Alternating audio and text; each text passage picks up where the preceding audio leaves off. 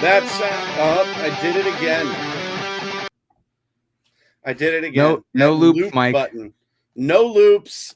That sound can only mean one thing, ladies and gentlemen. It is a special playoff edition of the MLB Guardcast. I am Mike Vorhies. With me, as always, Bryan Shaw. Bryan, we did it. We need to take a minute. We did it. How we feeling? Incredible. The last, I don't know, 3 weeks have just been incredible. This weekend was incredible. A plunk off to seal your chance to go to the playoffs. The Guardians got to party twice. They got to party once they clinched a trip to October, and then a walk-off victory when you didn't need it. You had already clinched the AL Central with a loss, with Detroit losing to Boston, but you won anyway when you were down 3 runs in extra innings. It just shows you that this Guardians team won't quit. They won't quit. Shock the world. Yes, it was a little scary. I was gone over the weekend, so I did not get to see Friday night's loss. I didn't get to see the plunk off to clinch the postseason berth, and I didn't get to see the walk off in extras. I got the message that Boston had beat Detroit, which gave us the Central. I celebrated. I know I had texted you and Jared. And then, of course, the Guardians, icing on the cake. Why not? You got to go in. You got to go in with your head high. And Brian Rocchio, I mean, really? Of all people, I don't think I'd have thought it was Brian Rocchio. But Brian Rocchio hits one off the foul pole, wins the game. And now the Guardians are in the playoffs. And we are the 3 seed. We will host the Detroit Tigers tomorrow, which I'm excited. What I don't like is the 1:08 start time. Why does Major League Baseball hate the American League Central Division? I feel like they did this last year too, where they put us on super early. I get it's Boston and New York. I get that's the other series. Yep. They're going to be prime time, but can't you alternate? I think it's only fair. No, it's money. How many Guards fans are calling off of work tomorrow so they can watch the game? Or how many fans are going to have the game on and not get work done? I mean, that's pretty much how it's going to go. I'm going Wednesday. I cannot go tomorrow. You're going to go for the clinch. You're going to be there when we beat them 2-0. And I hope so. I will be there Tuesday. I texted my boss, took a half day. I will be there on Wednesday. I am sad I'm not going to be there for Scooble Part 3. Yeah, this is great. Tarek Scooble. I mean, go ahead. For those that missed it, we recorded back on the 22nd of September, right before this final 6-game homestand for the Guards, coming off of the Twin Series where we took 3 of 4. And then swept the Tigers in Detroit before that. Swept the Tigers before that. And then we come home, and it happened exactly the way we said it. 2 of 3. 2 of 3. That's we kind of nailed it. Yeah, I mean that's what we kind of predicted that we needed. I had done some math a couple of series before that. I had said I think at minimum they need to get to 88. If they would have only gotten to 87, they still would have won. They still would have been in the playoffs, because I did not predict the Tigers and the Astros to continue to lose as much as they did. I mean, it's hard to predict. The Houston Astros, folks, 9 years in a row they have been in the playoffs, and guess what? They absolutely fell off a cliff. They lost 6 of their last 9. Wow. At the time that I had made my prediction, I said the Astros can't win more than 4 games. And I had said, like, your best chance is probably the Astros. They got swept by Seattle. They lost 2 of 3 of the Athletics, and then lost the first game against the Angels, and the Guardians owned the tiebreaker, and the Tigers owned the tiebreaker, and that bumped them out of the playoffs. So essentially, when you were tied with them, you just had to keep pace. The Tigers lost earlier in the series, and then the Guardians ended up clinching. But yeah, when we recorded, we had talked about, like, okay, here's what you need to do. This is if you take it to the Tigers, if you sweep the Tigers, you basically clinch. That's what we had said. But if you take 2 of 3, you're in control, and you control your own fate. And the Guardians kept winning. They kept winning. That Tigers series, it was something else.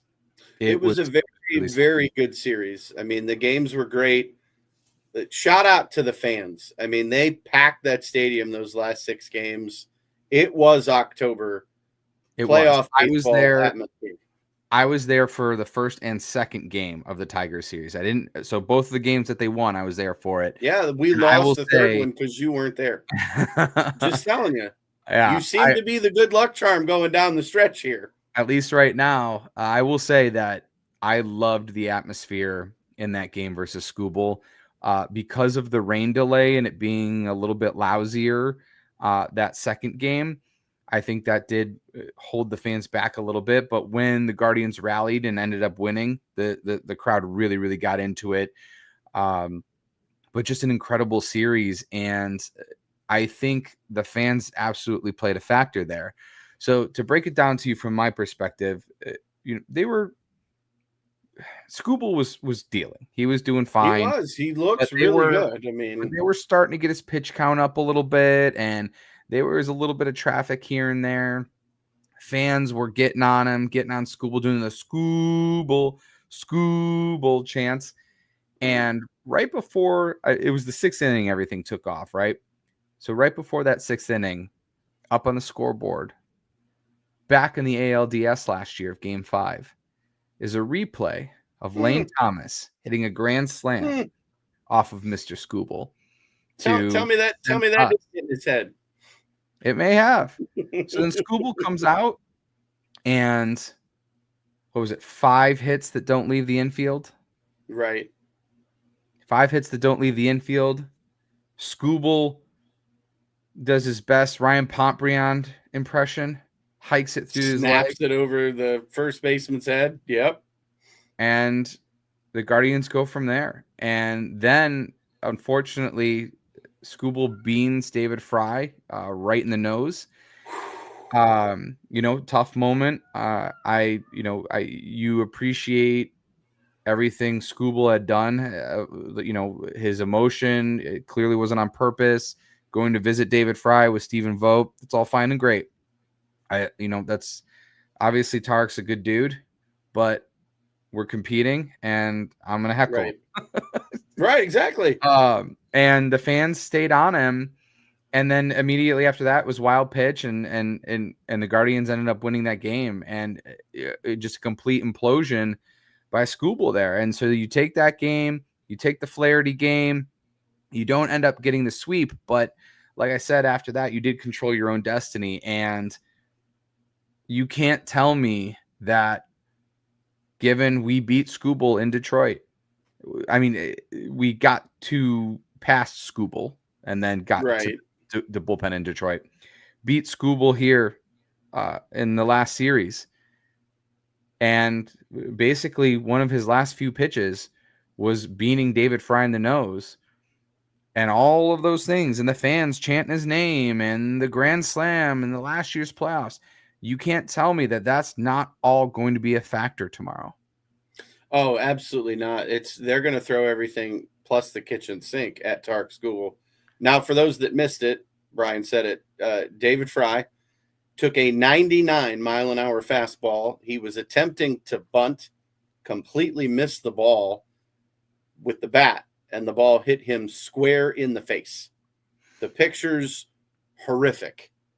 Thankfully, it's not as serious as it could have been. Obviously, he's going to miss the rest of the season. 6 to 8 weeks, I think, is the recovery timeline. The fact that he was there yesterday watching with his team, runs out, gets to put on the playoff shirt, even though his face is completely deformed at the moment. Like, that was a huge moment for Cleveland. It really was. I will have to say, I expected him to have dark raccoon eyes, and so he looks a lot better than you would expect with a broken nose and some other facial fractures. I also saw Lane Thomas was partying with the boys, which is good to see. He had foot surgery, Yep. I believe, or is scheduled to have foot surgery. No, I think Speaking he of, did. I think he Mr. had Lane it. Thomas. Yep. I So think he had glad it. to see he was there, because you never know. Maybe that grand slam has still got to be in the back of Tarek Skubal's head. But I really do think that that's all going to be a factor for this upcoming series. I think so. But He's then going to be thinking about that.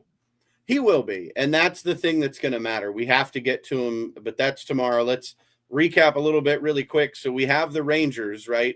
3-game series at home, coming off the loss at against Detroit on Thursday. Then we have Texas, and apparently we didn't show up for Texas. I don't know what happened Friday night. I got the score update Saturday, and I was like, oh, that not a great game. Not a great performance overall. It happens. But everybody lost Friday night, so it was like nothing happened. No harm, no foul, I said. No harm, Yeah, it no was foul. no harm, no foul. Everybody lost. Then, yeah. Then you had No. This is no bueno. Really, go Tigers? Really? If you say so, man. I mean, go Tigers? Nope, you're gone. No, I'm not. I'm just kidding. You can. We appreciate the support, but not the Tigers. Then you have Thursday. You have the walk-off hit by pitch. CJ Kafis takes some high heat off his shoulder with the bases loaded. And that was an incredible night, because it was 2-2 for a long time in that game. Yes, it was. The Guardians have 2 on, and they intentionally walk Gabriel Arias to load the bases to get to Kafis. And they wanted the lefty on lefty matchup. I understand. And then, of course, at any base, all those things. Oops. But then you plunk them, and there's a moment of like, oh, he hit him. Oh, is he okay? Oh, wait, he's fine. Wait a minute, they just won the game. They're in the playoffs. Yeah, they won, and we just clinched a playoff berth. Oh my goodness. So they partied. They party on Saturday night because they clinched a division, or they clinched a playoff spot. Fantastic. You go to Sunday, and it looked bleak on Sunday. It really did. I know everybody was kind of scoreboard watching. Everybody was seeing what was going on between Boston and Detroit, as well as Toronto and New York, because there were so many things that could happen and could play out. Toronto is your 1 seed. New York is, I think, the 4 seed. Detroit's the 6 seed. Boston's the 5. Like it's weird how it all shook out. But because if we had lost, there was an opportunity where we were playing Boston. There was a scenario where we were playing Boston in that last game as well. I text you that, like, somebody had shared it with me, and I'm like, you know what? That's actually a really good. I need to see this. Yeah. So there was a scenario where we would be playing Boston, and I think it's if Detroit had beaten Boston, but we had also won, Boston would be coming to Cleveland. Yes. So if we would have won, Detroit would have won, and Boston would have lost, then Cleveland got the Central. Detroit's the 5 seed and would have gone to New York. And then Boston would have come here. Yeah. But instead, the MLB gets its marquee matchup of Boston versus New York, which they're going to love and eat up. And then we've got the Tigers coming back here, which I would prefer that. I didn't want to play Boston. I would prefer playing Detroit if I had my choice. Yeah. And you're playing them here in Cleveland. There's a lot to talk about with the Tigers right now and what their mentality is. They blew some leads against the Red Sox, while Cleveland just keeps finding ways to win, finding ways to figure it out, finding ways to gut it out. Yesterday, in that final game, after they had announced to the team and to the fans, you've already clinched the Central. You go into extra innings. You end up in extra innings. Well, they were down in that game too. Before we even get to extra innings, they were trailing, and they still climbed back in. Noel, and they were like, "Well, yeah." And I believe a Bo Naylor double tied it up, and then you get into extra innings, and then immediately in extra innings, you end up down 3. Yeah, Zach Kent was the pitcher. Obviously, Cleveland wasn't going to throw the best out there, but Zach Kent has been serviceable. Good arm. He goes out there. Rowdy Tellez hits a 3-run homer to put him up 8-5. And I think everybody was like, well, okay, well, we're going to lose this game. It's all right. We're still Central Division champs. Bring on Detroit.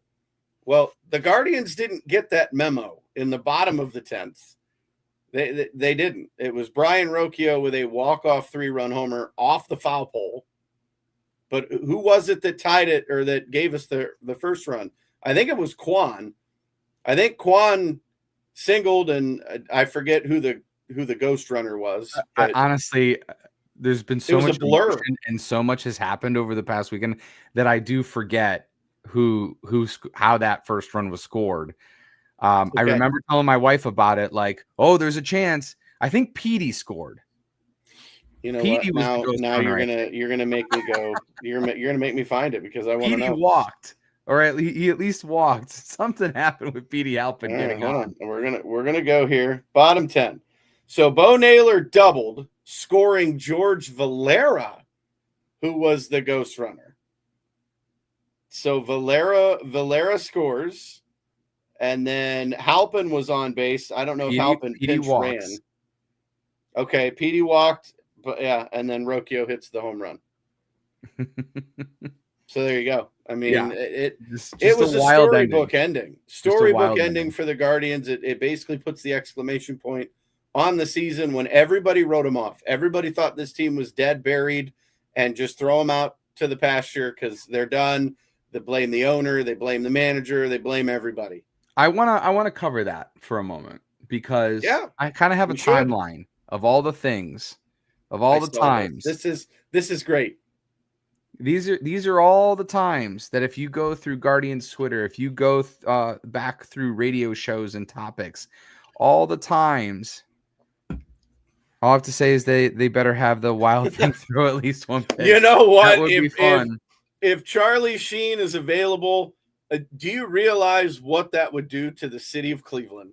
He did one. Charlie Sheen 2016 dons the Wild Thing jersey with the glasses, and they hit that song, and he throw. Oh my goodness, the city would come unglued. That would be the city would definitely would come unglued for sure. So, yeah, to get back to all the times that the team was written off. First off, it was the offseason. They did nothing. Remember? They did nothing. Right. Everybody was mad about signing injured Shane Bieber, signing Paul Sewald, signing Jacob Junis, signing Carlos Santana, trading away Josh Naylor, trading away Andreas Jimenez. All those things. They did nothing in the offseason. Then, on April 2nd, they got swept by the Padres. And let me tell you, that was ugly baseball. That was not guards ball, bunch of errors. It was ugly. But on April 2nd, people were saying that this season was over. And there's a lot of receipts for that one. April 2nd. Wow. Yes. Okay. 6 games in. Mm-hmm. But then you have the suspension. You have Ortiz suspended. Then you lose 10 straight. And yes, again, a lot of ugly baseball. Then Clase is suspended. Then they trade Shane Bieber. Then you were starting to claw back. You were starting to try to make it back. Then Cade Smith blows that save versus Texas. And you're like, oh, you really needed to beat Texas there. They're also fighting for a playoff spot. You really needed that one. Yep. Cade Smith blowing that game was tough. Then they lost 9 of 10. And you were like, okay, yeah, this season, they're cooked. It's over. They were. And then, do you have do you have the one game under 500? Well, I mean, that's on your list. That's all part of it. Should be in there. I mean, that's when everybody was like, "Well, they're not even 500. They're done. They're under 500." That's during the 10-game losing streak and then losing 9 of 10. But then you surge back, and even this week, when they lost that first game versus Texas, I saw people saying it was over because they lost that first game versus Texas. And guess what? Then, my question is. You had seen what they had done in the month of September, going 18-4, something ridiculous that hadn't been done. This team was 15-5. They were 15 and a half games back at one point. They have the best record in baseball since the All-Star break. What was their what was the in September? We started what, 11? Was it 11 and a half back? I think when September I've got it up started, right I think here. we Give me a were moment. September we were 1st, 10 and a half back. 10 and a half. 10 We and a are the half first team in Major League history to overcome that big a 10 and deficit a half. and then take the division. To start September, they were 68 and 67. Right, one game over 500. They lost the Boston series. They got back to even at 69 and 69, finishing the Boston series, and then took off from there. Yeah. And they didn't look back. Yes, there's going to be bumps in the road. We knew their perfection wasn't going to happen. But they lose Friday night. So did everybody else. So nothing changed. Yeah. Nothing changed Friday night. We didn't know that at the time. We had to wait that one out. That I'm one, saying, they were sweating that one out a little bit. Watching the Astros game at the end of the night, because I've watched a lot of other team baseball this month more than I've ever had in my entire life. And thankfully for the streams on the MLB app where you can get the different games, because it has been fun to watch, to root for the A's to beat the Astros, and watching the Detroit and Red Sox and just it's been a lot of fun, but they pulled it off. What I think what people need to realize, Detroit just suffered one of the worst meltdowns of a team in history. They had this Central Division locked up and they crumbled and fell. That's weighing on them. They were in a heated race. We can't lose. We can't lose. Well, You did. You lost. You lost the division. You limp into the playoffs. You had a chance to miss the playoffs entirely. Count your blessings that Houston sucked too. A little bit worse. Right. So you basically, get in. Yes. Because if Houston wins, if they don't completely collapse themselves, Detroit doesn't make the playoffs, period. Houston's in and Detroit's out. Right. So going into tomorrow, 1 o'clock, 1:08 Eastern time, only on ESPN. Boo. A little frustrated that I don't get to watch it on Guardians TV, but that's okay. We'll make do. God bless Tom Hamilton and Jim Rosenhaus. I will be listening. But that this is weighing on them. Somehow, this game 1 is huge for Detroit because they don't want to go down. They do not want to go down 0-1 to the Guardians, especially pitching schoolball. You're right, and somehow Detroit is favored. My wife is chiming in here. Hi, wife. Somehow Detroit is favored to win this series. I don't know how that's possible. How they are? How is this? Are they going by what the 15 when they were up 15 and a half games? That's not the same team. Let me give you this. They've only won 2 of their last 10. They've won 2 of their last 10. The Guardians have won 5 of the last 6 against Detroit. Can I get a go Guards? You absolutely go Guards, can. Boys. Go Guards, baby. There you go. I'm glad everybody's chiming in. So keep that in mind too. The Guardians have won 5 of the last 6 versus the Tigers. The Tigers have only won 2 of their last 10. So they're in a skid. Keep in mind also, the Guardians surge is not without, we kind of recapped like, okay, yes, they won all these games. Yes, the Astros fell apart. Yes, the Tigers fell apart. But let me give you a few more things to chew on for, you talk about the hot team, right? The hot team going into the playoffs. The Guardians won 5 of 6 versus the Tigers. They won, what did we say? They were like 14-4 in September, something along those lines. 18-4. 18-4, even better. Here's how they did it. They were 6th in runs scored in September. So this isn't the junky offense that we saw during the 10-game losing streak. There's players that are playing very well right now, and a lot of young players too. Also, on top of that, the team ERA a league best 2.61 in September. The starting pitching starters was are second. phenomenal. The starters are second in ERA, I believe, just behind the Astros. Let me verify. Yes, Yeah. or no, not at the Astros, the Dodgers. Yeah. The Dodgers they were first in starter ERA, but where the Guardians are first overall, it's because the bullpen ERA is number one. So the starter ERA was number one, number two. The bullpen ERA is number one. So that's their combined number one overall pitching staff. Plus, they were scoring runs, 6 runs in September. That's the whole month stretch. Everybody's hot right now, except we're going to go down the line like we did last time. I'm going to give you the order of OPS. Okay?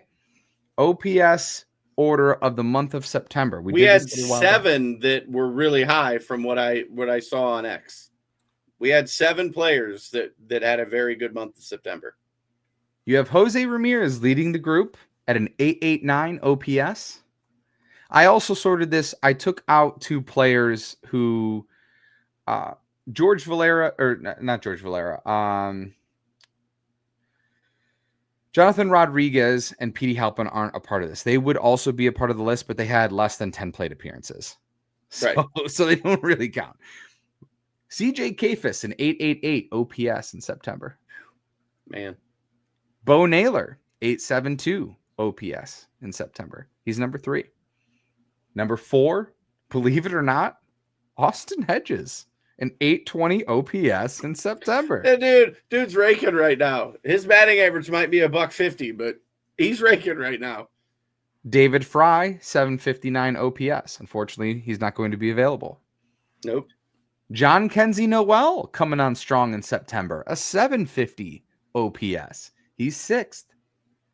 George Valera, number 7, a 748 OPS in September. That's insane. Kyle Manzardo, a 741 OPS in September. He's number 8. Now, the reason I bring all those up is because 700 is considered average. It's slightly higher. It's probably like 705, 710. But anything above 700 is basically an average OPS. You had 8 guys with OPSs above 700 for the month of September, and you were 6th in runs scored. Now, Mr. Mike, I hope you were paying attention, because here's your quiz. Is there a name on there that stands out to you that is not a part of that group? I'll give you a hint. It's the same answer as last time. Why do I feel like this is a trick question?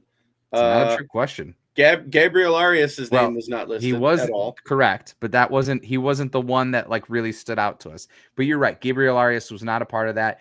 He had a 617 OPS. Not Stephen Kwan's name was not mentioned. Stephen Kwan's name was not mentioned. So he is a 699 OPS, right on the edge. Right on the edge. There was one more name that I want to get to as well, though. Brian Rocchio. Stephen Kwan. Brian Rocchio is the other one. A 697 OPS. So they're all right there. But hang on. If you want to say, okay, are they going to make a run in the playoffs? All those guys are playing great right now. And one of your best players hasn't quite hit his surge. Stephen Kwan. Yeah. And if Kwan is Kwan, think about how much more that could boost that offense. And it's Rocktober. Rokotober. Yeah. You had Bo Timber, and there you go. Now it's going to be Rokiotober. Right here, you see this. All of us have seen a lot of baseball, but I don't know why. I have a gut feeling they could win it all.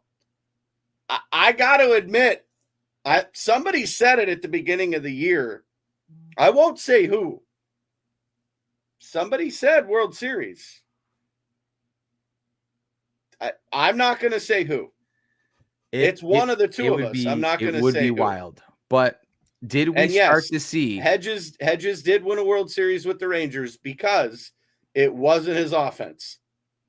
It was his defense that helped them win a World Series with that pitching staff. And we'll get to your other point here in just a sec. Yeah, I saw that. Oh, he says he knows who it is. Of course. Everybody should know who it is, but we'll get to it. But did we see the beginning of Rocktober on on Sunday. On Sunday. Is I that mean, the start of the Rocchio surge? Is he going to be the October hero that he was last year? And what led us to believe that he was going to be the mainstay at shortstop for this season and build off of that momentum, and unfortunately then had to go back to the minors and get a little bit of a reset, but he's been really good since then. I'm okay with Rocchio moving to short and Schneemann playing second. I'm okay with that. Well, you know, it's interesting that you mentioned Daniel Schneemann, because he was another one of those guys that was not on the list, a part of the list, and he is at the very bottom. He is in a major slump. He has a 398 OPS in September. Okay, then we can put, however, we can put Angel at second. Angel's not much better. However, Schneemann had a very, very clutch hit the other day for a couple of RBIs that gave the Guardians a little bit of an extra cushion against the Tigers so that Cade could have some relief. Now, so we just mentioned a few guys. You know, Schneemann's struggling, Martinez is struggling, Arias is struggling.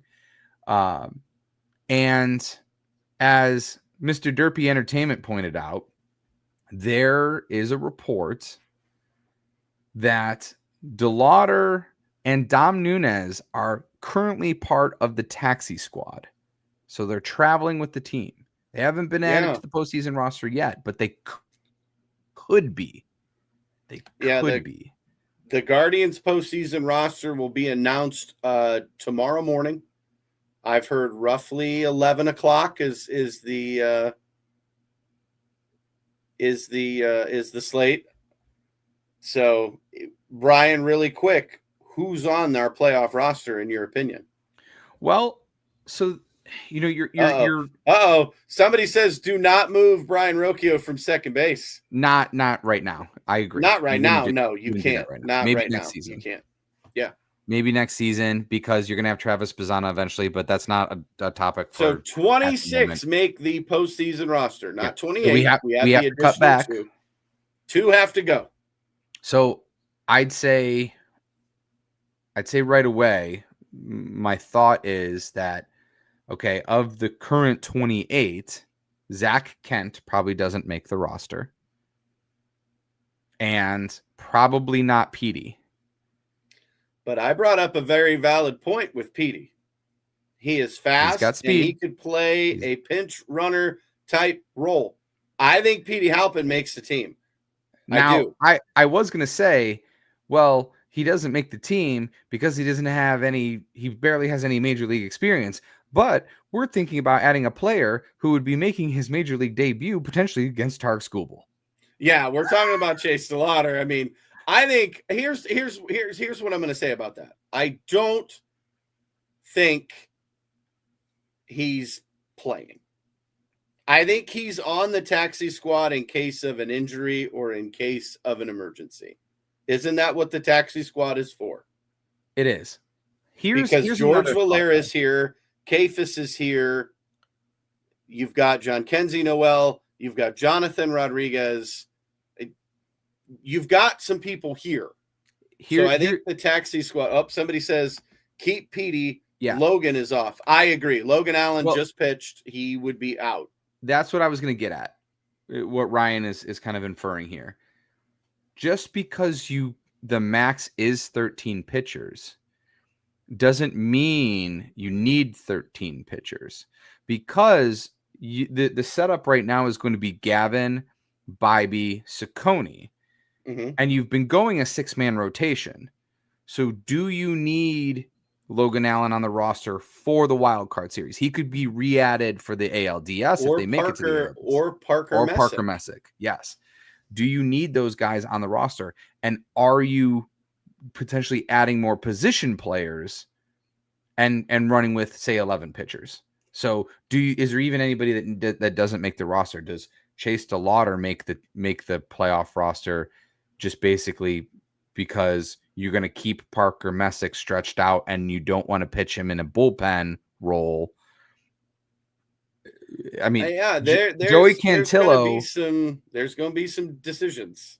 Joey Cantillo might get paired with Ciccone, One of those guys might do what we had talked about the last episode and the episode before that, where do you basically plan someone like Cantillo or Messick to basically, quote, come out of the bullpen, but they're essentially going to pitch 3 innings of relief after the starter like Saccone goes 4. Do you pair them together? And then you're not putting as much emphasis on Tim Herron, Gaddis, Cade, all those things. Now, granted, we're talking about a hypothetical world where the series is 1-1 and they're playing on Thursday. Yeah. The only reason I would say not Messick ready for long relief is because he's never done it. Yeah. Yeah, Logan I don't think and you want to do Cantillo that. have. Yeah, I don't think you want to mess with Messick. We need him as a starter, and we're going to need him in the American League Divisional Series. We will need him. I will want him as a starter. So he would be your 4th. If you go 4 starters in the ALDS, you go Messick. Between him and Cantillo, yeah, I would say the two. I mean, we've even heard rumors of a potential John Means addition. Yeah, that would be interesting as well. We haven't done anything with him yet, so there's a chance we do something with John Means. Start being in the playoffs. Yeah, hey, why not? I don't know. I mean, we're getting weird. With go home. Apparently, we're about to call up Chase DeLauder and have him play. Yeah, I mean, it is what it is. I get we don't have our backup catcher in David Fry. That's why Dom Nunez could be. He would be our third emergency catcher if something happened to Hedges or Naylor. So having them up makes sense. It does. For an injury, makes sense. Do I want Chase DeLauder's first at-bat to be against Tarek Skubal? No, I do not. I don't know if he's ready for something like that. I don't know what Chase DeLauder's health is. I mean, if he hits a home run, it's over. I mean, I called John Kenzie, Noel's first at-bat being a home run. So it happens. I get it. But so you said Zach Kent, Logan Allen, and if you had to remove a position player, who is it going to be? You said Petey. Yeah, I guessed Petey, but it could be. It also could be Jonathan Rodriguez. I don't think so. Even though his bat is so hot right now. Who else is it? Is it Schneemann who has been in the tank as of recently? Is it Angel Martinez? It could. Now, I think the reason Schneemann and Martinez stay is because they're Swiss Army knives and they can play everywhere. They really could. Yeah. Well, Alpin's an outfielder. Rodriguez is an outfielder. Noel can play first. Kafis should be our first baseman. Let's do some process of elimination. Let me give you the starting lineup against Skubal in the last matchup. Okay. Steven Kwan in left. Yes. Angel Martinez was in center. That is correct. Jose at third. Correct. Manzardo at first. Correct, but he batted 6th. Okay. Who hit 4th? Oh, David Fry. Fry hit 4th. But he DH'd. And then Naylor. Arias was 5th that day. Arias okay. And then Naylor. Naylor didn't play. Hedges played because it was Skubal lefty on the mound. So this was the righty. Hedges will play against Skubal. And so then it was Noel in right field and Rocchio. So with that matchup, you do have to replace David Fry. So you have to put somebody in at DH. Jonathan Rodriguez hits lefties well. He does hit, and so that's why I said let's do this process of elimination and talk about Jonathan Rodriguez. Is he batting cleanup versus Skubal tomorrow? No, I don't think so. He could. I would be stunned, but he very well could. That is a big moment for him. I believe. Hang on, and let me verify. I believe he was batting cleanup on Saturday, was he not? That I don't know. Give That me a is a very moment. good question. I think he was, and I'm pretty sure he hit a 2-run home run. Let's see. I'm pulling the roster up now. Yes, he did, Jonathan. Oh he no, was hitting. yeah, He was hitting fourth. Yep. and he had the 2-run home run against the Rangers to So tie the game. you know what? Listen, here's what I'm going to say. I'm going to make my picks really quick. I think Logan Allen. I think Zach Kent. Those are the two pitchers that are out. I think Halpin stays simply because we need a pinch runner for guys like Hedges or Noel or. But that you're just down to 26 because we're Okay. at 28 right now because of the expanded roster. So you're down to 26. So if you do add DeLauder and Nunez, you got to remove 2 more. Ah, man, that's so hard. That's what I'm saying. Nunez is here for emergency. There's got to be an injury to get him added. Okay, so because I'm not taking anybody away to add he'll him. Be added. Okay, no, that's I fine. don't think DeLauder will be added either. I think DeLauder is simply here for injury only. Because not anybody on this roster that I want removed for Chase DeLauder because he hasn't played in the major leagues this year. That would be really hard for him to come up. First game be against Tarek Skubal. He's not Lane Thomas, folks. He's not. Like, we're trying to rewrite history here. No, I think it's pretty simple. I really do. Well, I would look for something similar to what we saw against Skubal just a week ago. So it was Quan, Angel, Jose. Oh, sorry. Excuse me. I have the other box score up. It was Quan. Yeah, it was Quan, Angel, Jose, Fry, David Fry, Arias. But insert Rodriguez. I think Arias stays the same. Who was next? Noel. Okay, Noel's in because he hit a home run. Hadji and Rocchio. I mean, I'm okay with that lineup for game 1. Yeah, that might be it. Let's go. Hey, it's World Series or bust now, baby. Come on. The Guardians shocked everybody. They took the Central Division. They're in Tuesday, Wednesday, Thursday if needed. It is a best of 3 for the wild card. All 3 games in Cleveland. All 3 games. I hope the fans can get there. It's a bummer that it's a 1:00. People have to call off work or take half days. I'm hoping that I'm doing it Wednesday. I hope most employers are lenient and go, you know what? You need to go. You do. I hope the fans are there. I hope it's a packed house. I hope they let Skubal hear it. I did see, it would be cool if when Skubal was announced that maybe we gave him a round of applause to show like, hey, thanks for supporting our guy.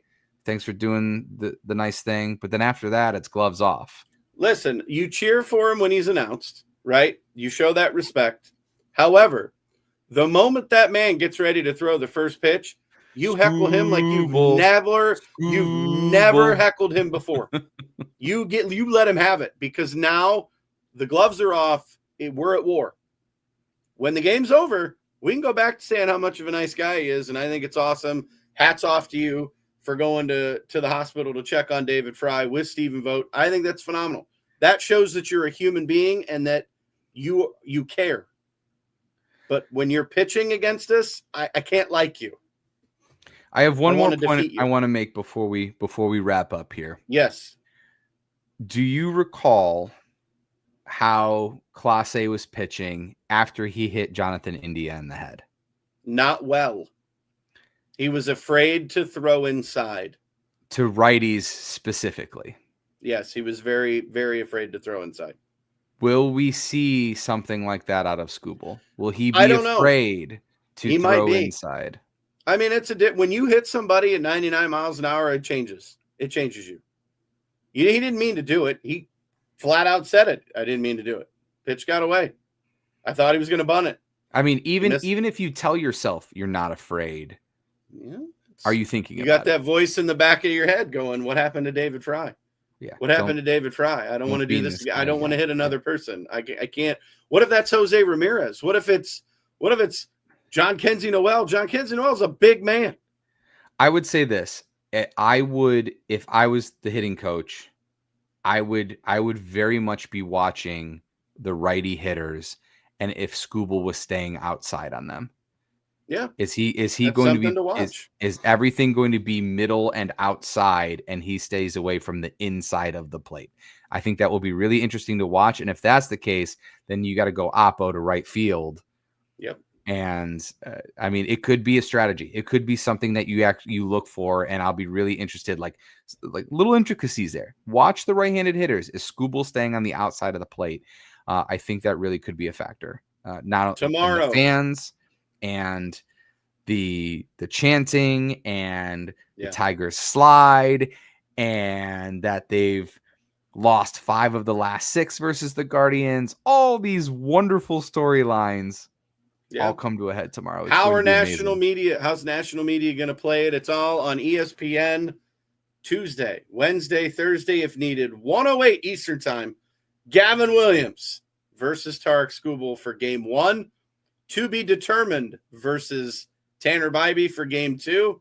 And if it goes to game 3, to be determined for the Tigers against Slade Ciccone, because the Tigers are going to have to throw anything and everything at game 3 because they'll be holding on for dear life. Let's hope it doesn't get to that. 2 is Jack Flaherty. I agree. It's Jack Flaherty. Game 3 is going to be Tarek Skubal and Jack Flaherty in some combination, some weird. Yeah. See, I agree. If that happens, look for Arias to go Oppo. I completely agree. Look for Noel to go Oppo. Look for Hedges could even do it. I think that's a storyline. I would say, like I said, I don't think Clase clearly wasn't. We talked about the heat maps at the beginning of the season when that was happening. He was missing his marks on the inside because it's almost as if he was afraid to plunk somebody, or he was just being a little extra cautious, and that cutter was cutting into the middle of the plate, and that's why he was getting bopped there for a while. That could be a factor for tomorrow. Skubal has to remember snapping it over the first baseman's head, giving up a grand slam to Lane Thomas last year. There's a lot. All back at Progressive Field there, and it's going to stack up. They're stressed. Skubal's right now in a hotel somewhere in downtown Cleveland, and he's worrying about tomorrow. Well, that's all these things are going through his head. If you took away all of that, the pressure of this season to not be a complete collapse and failure is basically riding on him. That alone. If he fails, he's the best pitcher. He should be the AL Cy Young Award winner. If he fails, then also let me give you another one to put on into his head, into his little noggin of doubts. If he gets wrecked tomorrow by the Guardians, if there's another moment of a grand slam, does he start to get dubbed a regular season pitcher? Oh, great. You won the Cy Young 2 years in a row, but what have you done in the playoffs? You got rocked. Yeah. It all happens tomorrow. 1:08, only on ESPN. Brian, where can they find you and us? I am at WXSHAW on X on Twitter, where you find little fun things like the statistics that I've been putting on YouTube, on Apple Podcasts, on Spotify, and we're also part of the network. 216, Mike, how about yourself? They can find me at Facebook and at Twitter or X, because I don't want Elon Musk showing up at my house. At Mike Vorhies, both places. Brian, pleasure as always. Go Guards. Fans, do what you do. Show up at the park. Let's wreck Tarek Skubal. Let's ruin the Detroit Tigers. Let's defeat the Motor City Kitties. And let's move on to take on either, I think it's Seattle. Seattle. We would be Seattle no matter what. Bring Josh Naylor. Let's go. Let's go play Julio Rodriguez and Eugenio Suarez and Josh Naylor again. I'm all for it. Go Guards. We will catch you very, very soon. Let's do this, Cleveland.